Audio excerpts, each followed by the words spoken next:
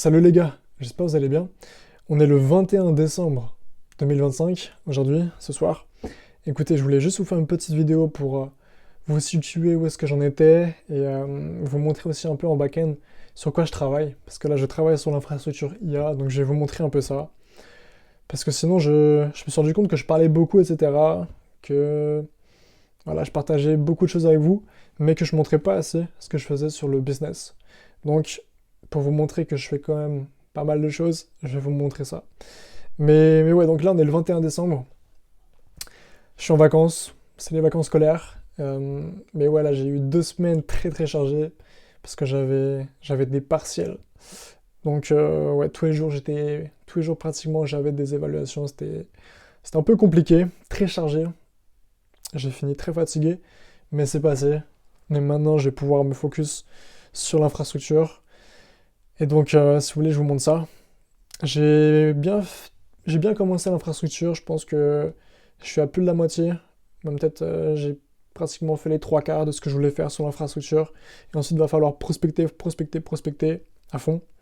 Mais voilà. Et puis, sinon, comme là, j'ai pas pu beaucoup avancer ces dernières semaines, je me suis dit, ok, il faut vraiment que tu te bouges le cul. Il faut vraiment que tu fasses quelque chose qui montre que, malgré tout, eh ben, tu avances, quoi.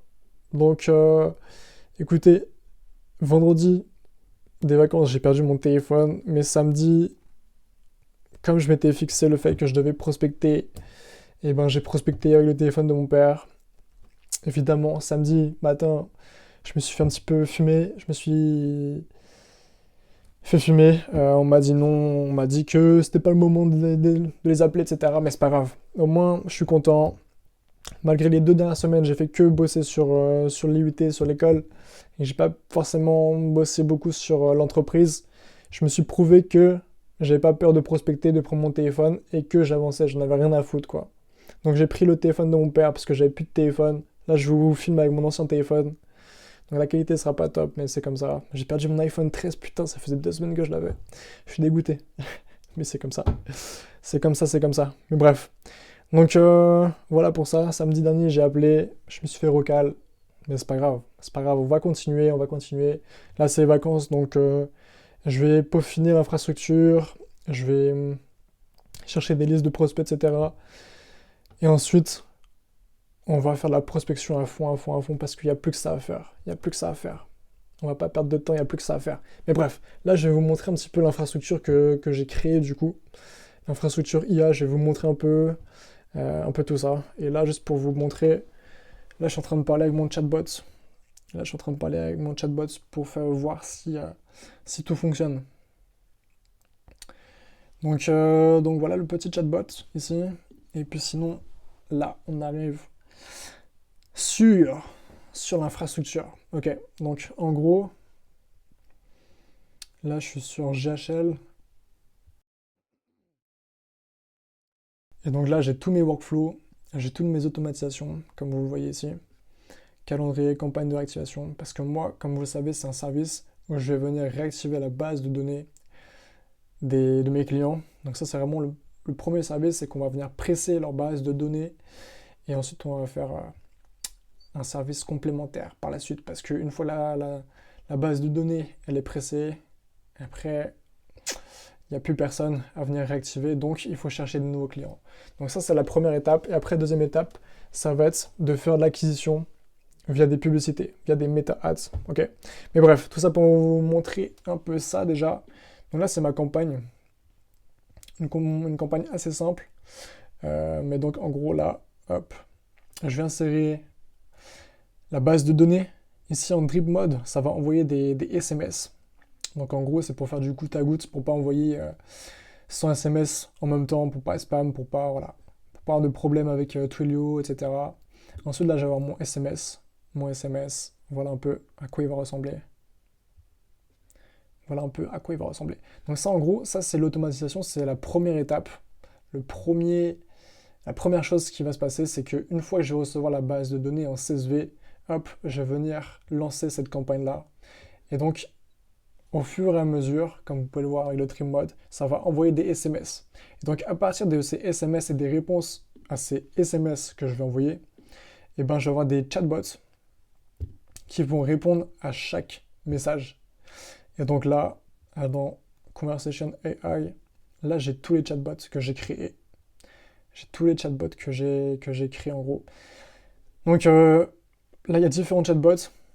Le chatbot réceptionniste, en gros, lui, dès qu'il reçoit un message, soit via SMS, soit via WhatsApp, il va détecter automatiquement si c'est un client, si c'est un vendeur ou un locataire. Et en fonction de ça, ensuite, il va transférer la conversation au chatbot qui va être spécialisé dans le locataire, enfin pour le locataire, pour l'acheteur ou pour le vendeur.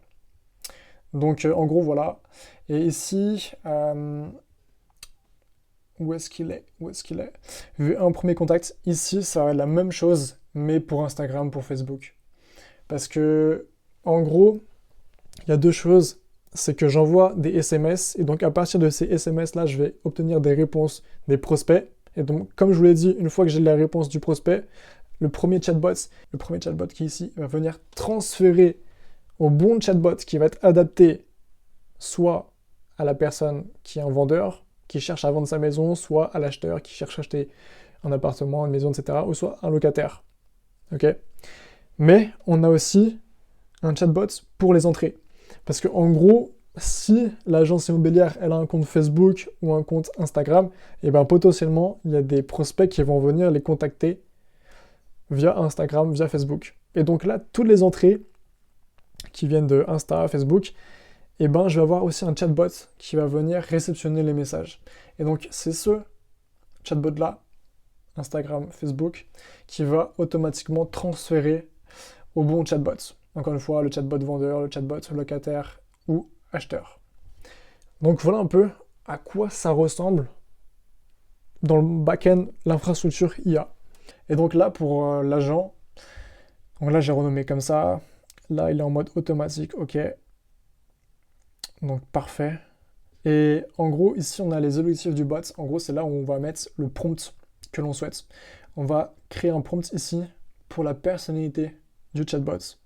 On va aussi lui donner des objectifs. Enfin, quel est l'objectif du chatbot. Ok. Et aussi les informations complémentaires. Donc voilà un peu pour ça. Là, ensuite, on a d'autres actions, comme par exemple, ici, j'ai intégré un calendrier vendeur. En gros, c'est-à-dire que si le chatbot, en l'occurrence ici, qui est le V1, en gros, ça veut dire que c'est le chatbot qui reçoit les messages via SMS. Si le chatbot parle avec un vendeur, parce que c'est le chatbot vendeur, et qui voit que cette personne-là est très intéressée pour vendre son bien d'ici moins de 3 mois, ok. En gros, c'est un lead show, vous voyez, c'est un lead show. Et puisque c'est un lead show, eh bien, il va lui proposer de prendre un rendez-vous directement avec l'agent immobilier. Et c'est pour ça que, avec le chatbot, j'ai intégré au chatbot un calendrier. En gros, c'est-à-dire que, automatiquement, dès que le prospect lui dit qu'il veut vendre sa maison, son bien, son appartement, sa maison, son studio, etc., d'ici moins de 3 mois, et ben alors ça va lui proposer de prendre un rendez-vous.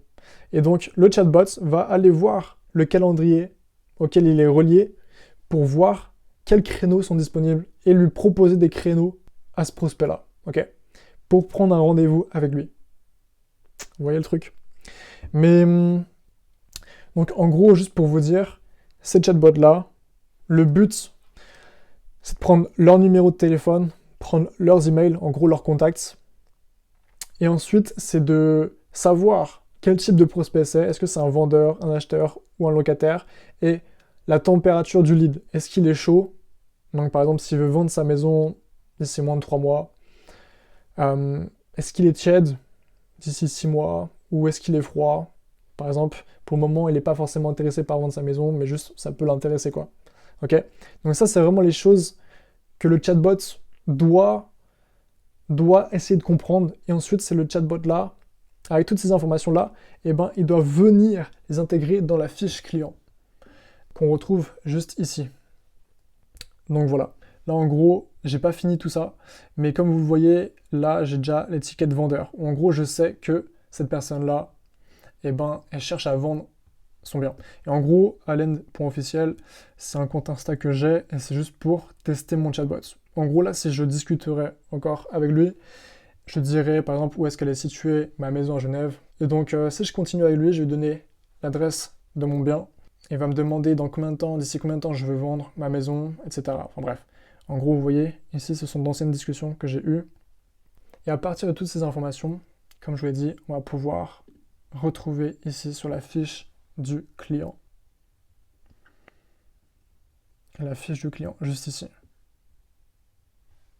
Et là, je retrouve la conversation avec le prospect du coup. Donc voilà, le but, c'est vraiment de créer une infrastructure de A à Z pour l'agence immobilière afin que les agents immobiliers n'aient plus qu'à regarder leur calendrier, que ce soit leur calendrier Outlook ou leur calendrier Google Calendar, qui est automatiquement relié justement au sous-compte GoHighLevel que j'ai créé pour eux. Et donc eux, ils vont voir directement les rendez-vous qui ont été pris par le chatbot, ok? Qui ont été pris par le chatbot, et ce sont seulement des leads qualifiés. Seulement des leads qualifiés, vous voyez? Donc c'est vraiment ça que je fais. Et donc en back-end, bah, moi je crée tout ça, et autant vous dire que les prompts, c'est assez compliqué. C'est même très très compliqué pour ne pas vous cacher, parce que à un mot près, à une phrase près, si le prompt est trop long, pas assez long, etc., ça peut tout changer. Ok, ça peut tout changer, c'est ultra énervant. J'ai fait des dizaines et des dizaines de tests. Est-ce qu'on peut voir? Hop. Ok, total des contacts, total des actions déclenchées, waouh, 303. Message total 368, les gars. 368.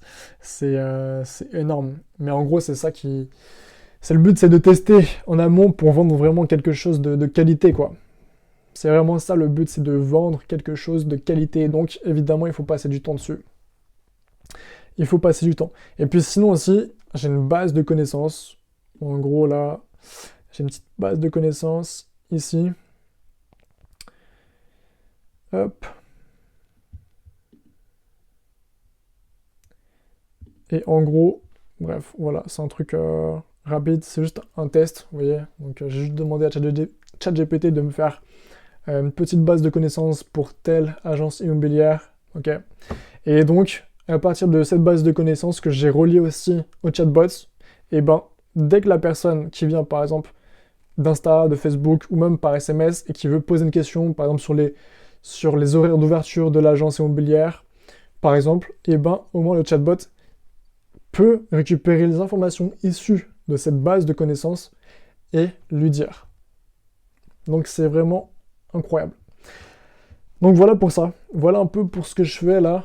Donc là c'était une petite vidéo pas très longue, mais c'était vraiment pour vous montrer vraiment ce que moi je faisais, vous montrer donc en back-end sur quoi je travaille aussi. Donc voilà sur quoi je travaille les gars. Voilà sur quoi je travaille.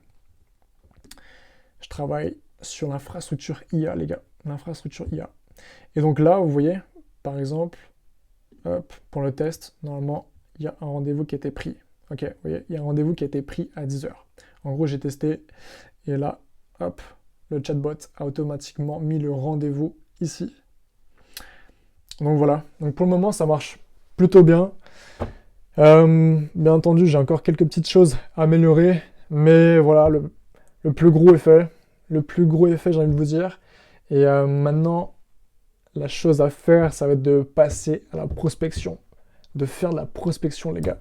De faire de la prospection. En tout cas, j'espère que cette vidéo vous a plu. Là, c'était vraiment pour vous montrer un peu ce que je fais, parce que je sais que j'ai tendance à beaucoup parler, à échanger les idées, à partager avec vous des idées, des choses que j'ai pu apprendre. Mais c'est vrai que c'est ultra important, quand même, de partager avec vous finalement ce que je fais, quoi. Parce que c'est ça qui est aussi intéressant. C'est montrer ce que je fais. Montrer ce que je fais. Donc, voilà ce que je fais concrètement. Je crée l'infrastructure IA, je peaufine les chatbots, je teste. Je teste. Et puis, voilà, faire tout ça à côté de mes études. Et aussi, ce que je voulais vous dire, c'est que, bah, du coup, là, j'ai fait l'infrastructure, mais je travaille aussi avec Jules, qui est mon associé. Mais en plus de ça, c'est que une chose que je me suis rendu compte, ok, c'est que quand tu es entrepreneur, eh ben, il faut vraiment que tu en parles autour de toi, il faut vraiment que tu te crées un réseau, ok? Ça, c'est ultra important. L'année dernière, je voulais faire tout seul, ok? Je voulais faire tout seul, tout seul. Je me suis dit, ok, j'ai pas besoin de l'aide des gens, je peux réussir seul, je vais le faire, ok? Donc, j'ai pas voulu demander de l'aide, j'étais dans mon coin, j'étais seul à faire mon truc, mais c'est des conneries, ça, ok? C'est des conneries. Donc là, j'ai carrément changé d'avis là-dessus. Et maintenant, je me dis qu'il faut vraiment côtoyer des gens, parler avec des gens. Et c'est ce que j'ai fait. Ok. Donc là, je parle avec plus de monde, que ce soit des entrepreneurs, dans ma niche ou autre. Et c'est aussi pour ça que voilà, je suis associé avec Jules. C'est qu'on a commencé à discuter. Je me suis davantage ouvert aux autres entrepreneurs. Et c'est ce qu'il faut faire. Ok. Mais là où je voulais en venir, c'est que à l'UT, j'ai de la chance, c'est que, eh ben, ils promouvoient vraiment l'entrepreneuriat, ok? Ils mettent vraiment en avant l'entrepreneuriat. Il y a même quelqu'un qui est axé sur les étudiants entrepreneurs. Et donc, ces étudiants entrepreneurs, ils ont droit d'avoir un statut d'étudiant entrepreneur, justement.